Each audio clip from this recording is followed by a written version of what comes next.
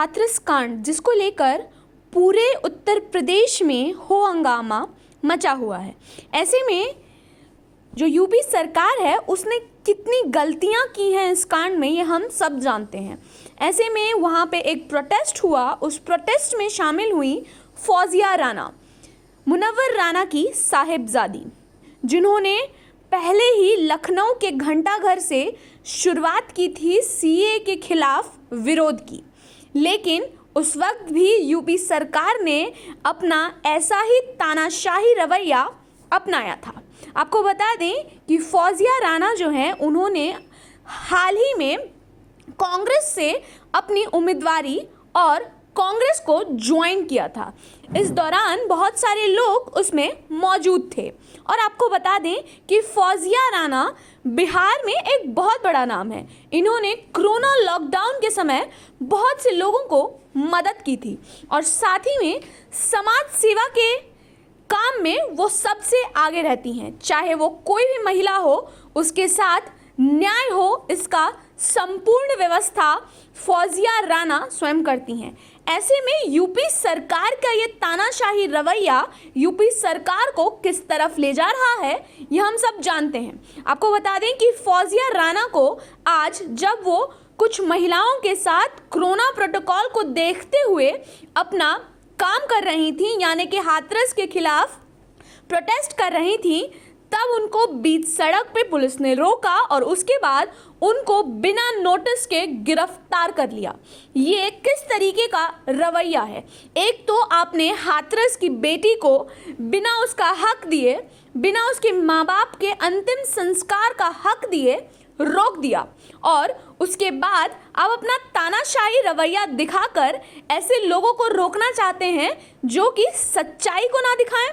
तो ऐसे में योगी सरकार के लिए जो फौजिया राना पूरा हाथरस कांड में अपना झंडा ऊंचा कर रही थी और बता रही थी कि अगर आप महिला हैं और महिलाओं के साथ कोई भी दुर्व्यवहार होता है तो उसके लिए फौजिया राना हमेशा खड़ी है।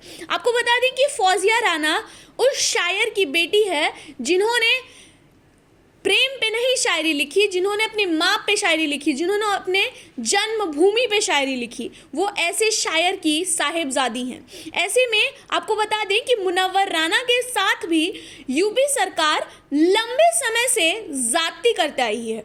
पिछले दिनों एक घटना सामने आई थी जहां पे मुनव्वर राना की बड़ी साहिबजादी को भी यूपी सरकार ने हाउस अरेस्ट कर लिया था। तो आपको बता दें कि यूपी का पूरा महकमा हाथरस कांड को छुपाने में लगा हुआ है।